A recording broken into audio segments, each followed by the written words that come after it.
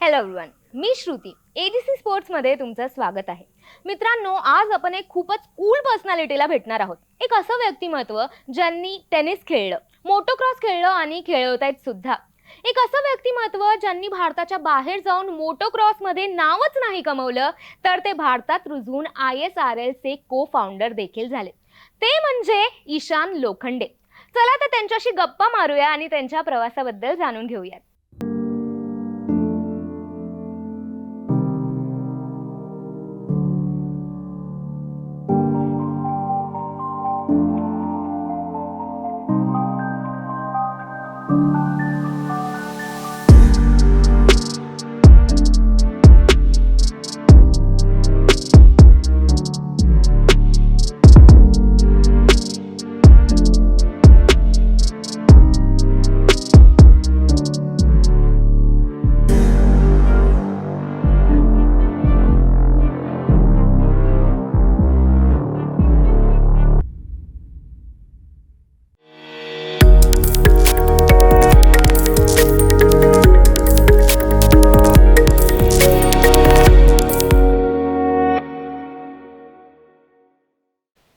Hi sir, कसे आहात? एकदम मस्त. तर सर, आज आपण मोटोक्रॉस आणि त्याच्या बाबतीतला तुमचा प्रवास ह्याच्या संदर्भात बोलणार आहोत. मग त्याआधी मोटोक्रॉस किंवा सुपरक्रॉस म्हणजे नक्की काय हे आपल्या प्रेक्षकांना सांगा. सो मोटोक्रॉस किंवा सुपरक्रॉस हे डर्ट बाईक रेसिंगचा भाग आहे. डर्ट बाईक रेसिंग मध्ये भरपूर तसे व्हेरिएशन्स आहेत. ऑफ रोडिंग आहे, तुमचं ट्रेल रायडिंग आहे, रॅली आहे. मोटोक्रॉस सुपरक्रॉस सगळ्यात अवघड किंवा एकदम रोमांचक थरारक असा खेळ आहे. पण त्यात सुद्धा मोटोक्रॉस हा मेन खेळ, त्यातनं तयार झालेला आहे हे सुपरक्रॉस. सुपरक्रॉस हा अर्बन किंवा शहरी भागाला एंटरटेन करण्यासाठी 1974 मध्ये तयार झाला. मोटोक्रॉसचं व्हर्जन जसं T20 क्रिकेट आहे आता, तसं सुपरक्रॉस तयार झालं. एक फ्रेम मध्ये बघू शकता तुम्ही, स्टेडियमला इझिली ऍक्सेस करून जाऊन हा खेळ बघू शकता. पण दोन्ही जर बघितले तरी दोन्ही डर्ट बाईक रेसिंगचेच प्रकार आहेत आणि आपल्या मागे आहेत 2 डर्ट बाईक्स. सर, तुम्ही जो क्रीडा प्रकार चूज केलाय तो खूपच हटके, म्हणजे भारतात खूप कमी लोकांना मोटोक्रॉस किंवा सुपरक्रॉस बद्दल माहिती आहे. मग तुम्ही हा स्पोर्ट का निवडला और त्यामागची इन्स्पिरेशन नक्की काय होती? आता तुम्ही म्हणताय की लोकांना माहिती नाही हा स्पोर्ट, पण मी निवडला. म्हणजे त्या टाइमला किंवा 80 सालापासून जेव्हा रेसिंग होत आलेलं आहे, world championship races, Nehru stadium, कुठे ना कुठेतरी लोकांना माहिती हा खेळ. फक्त तो ॲक्सेस मिळाला नव्हता. मला तो ॲक्सेस मिळाला त्या टाइमला. सो मी बघितला खेळ, प्रेमात पडलो, जॉईन केला आणि तिथनं जर्नी सुरू झाली माझी. सर, मग तुम्ही आधी टेनिसमध्ये होता. टेनिसचे खूप चांगले खेळाडू तुम्ही होता. मग टेनिस ते मोटोक्रॉस म्हणजे खूपच ड्रास्टिक चेंज आहे. त्याबद्दल काय सांगाल? Complete opposite. ड्रास्टिक म्हणजे काय, सगळ्यांना सरप्राईज, शॉकिंग. आणि पण मला असं वाटतं की त्यात जे ॲडव्हेंचर आहे सुपरक्रॉस आणि मोटोक्रॉसमध्ये, एक युनिकनेस आहे, एक अचीवमेंटचा खूप वेगळा सेन्स येतो. एखादा हाय रिस्क स्पोर्ट किंवा एक ॲडव्हेंचर स्पोर्ट जेव्हा करता तुम्ही, तेव्हा एक थोडंसं वेगळं सॅटिस्फॅक्शन मिळतं. आय थिंक ते जे स्पोर्टचं सगळं रूप आहे ते मला खूप आवडलं आणि तेव्हा मी डिसाईड केलं की टेनिसमधनं मोटोक्रॉसमध्ये शिफ्ट व्हावं. मोटोक्रॉसमध्ये पुढे वाटचाल कशी होते, काय होणार, काही माहिती नव्हतं. पण ती उडी घेतली, ती हिंमत दाखवली, पेरेंट्सनी ती हिंमत दाखवली आणि इथे आहे. तुम्ही आता पॅरेंट्सबद्दल बोलला. मग तुमच्या आई देखील टेनिस खेळाडू, बरोबर. रिनोन्ड टेनिस खेळाडू होत्या आणि आता देखील ते कोच आहेत. मग आधीपासूनच घरात स्पोर्ट्सचं वातावरण असेल, मग त्यामुळे तुमच्या प्रवासात कसा प्रभाव पडला? आय थिंक स्पोर्ट्सचं वातावरण घरात म्हणजे आईच्या लहानपणापासून पण असेल, आजोबांमुळे, पण डेफिनेटली त्याचा फायदा पण होतो. कारण एक स्पोर्ट्समनला जास्ती बेटर अंडरस्टँड करतो. पेरेंट्समध्ये धाडस वाढते मुलांना स्पोर्ट्समध्ये टाकायला. किंवा एक टाइम असतो बघा, जेव्हा आपण म्हणतो आता बास कर रे, कामाला लाग. स्पोर्टिंग फॅमिलीत ते होत नाही. तुला अजून थोड्या वेळात कर, पुश कर, अजून 3 वर्ष घे.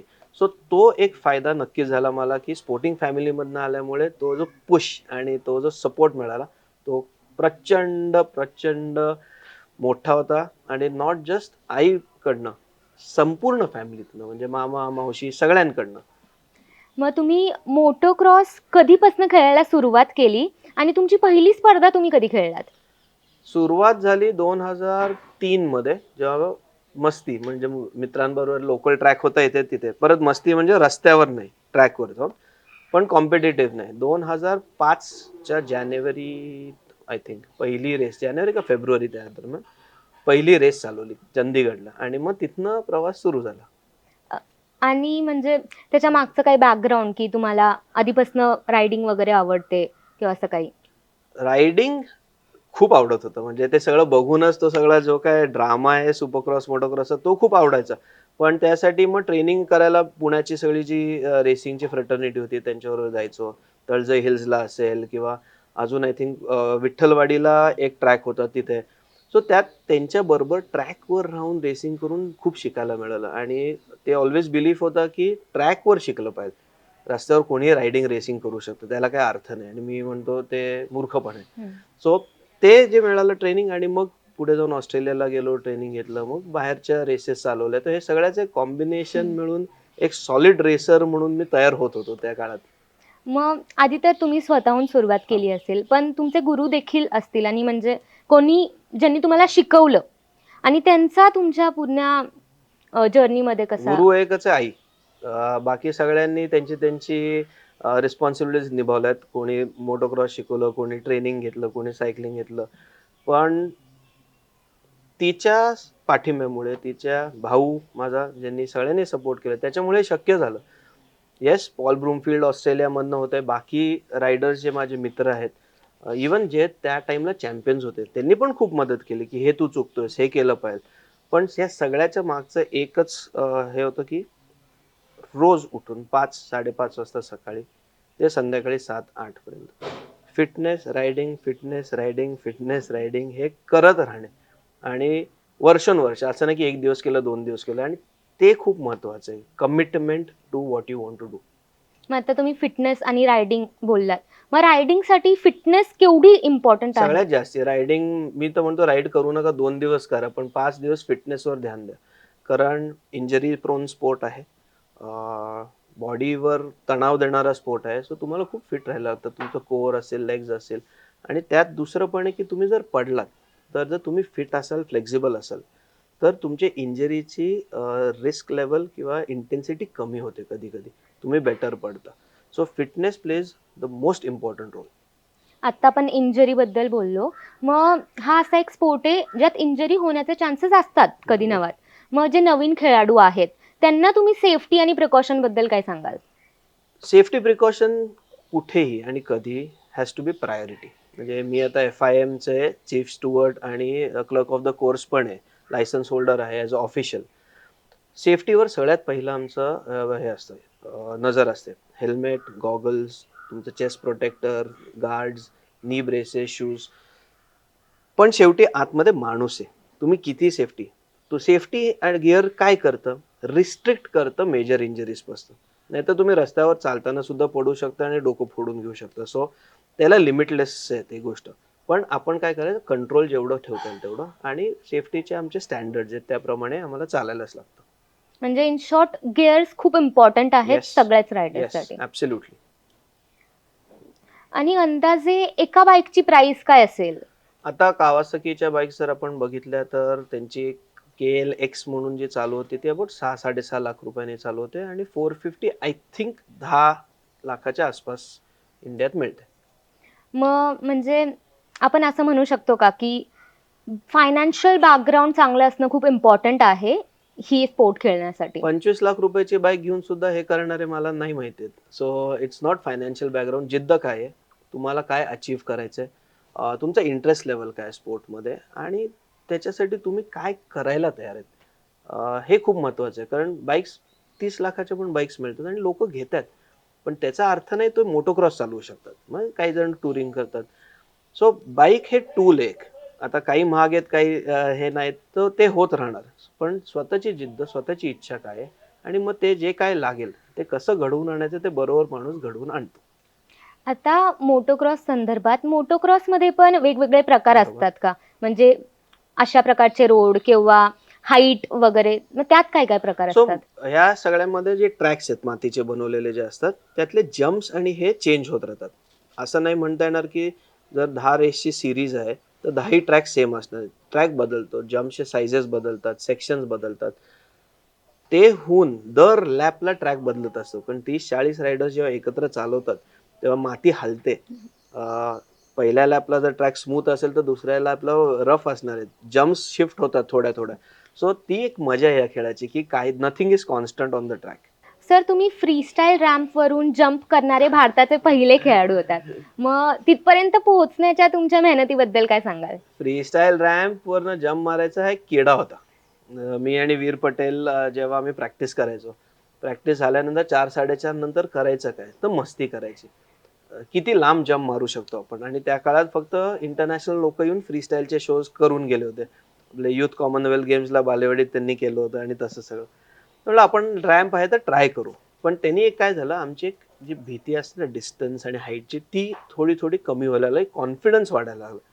भीती आज पण वाटते कोणी मारेल जम्प तर, पण तेव्हा 60 फुटाला नेऊन ठेवायचा रॅम्प, मग 70ला ठेवायचा, 75ला ठेवायचा आणि ती मजा होती. आणि त्यात जो एक फ्रीडम आहे जेव्हा तुम्ही हवेत 30-40 फूट वरती असता, that is something different. Freedom तर आहे, पण कधी तुम्ही ती जंप करताना कधी भीती वाटली का? म्हणजे की आता मधी हवेत मी आहे आणि आता पडेन मी किंवा असं काही? दर जम्प मारताना, दर वेळेस बाईक चालवताना भीती वाटते. दर वेळेस. आणि ती भीती असलीच पाहिजे सगळ्यांना. जर तुम्हाला भीती नसेल तर तुम्ही वेडे आहात. पडीन का नाही, तर ते प्रॅक्टिसचा भाग झाला. तुम्ही किती प्रॅक्टिस केली. मी असं एक दिवस उठून जाऊन की चल आता रॅम्प मारू नाही. पहिले 10 फुटाला ठेवून 5. सो इट्स अ प्रोसेस आणि ते सगळं हळूहळू डेव्हलप करायचं असतं. म्हणून म्हणतो वेडेपणा आणि मूर्खपणा हे जे दाखवायला जातात, की मी मारतो उडी.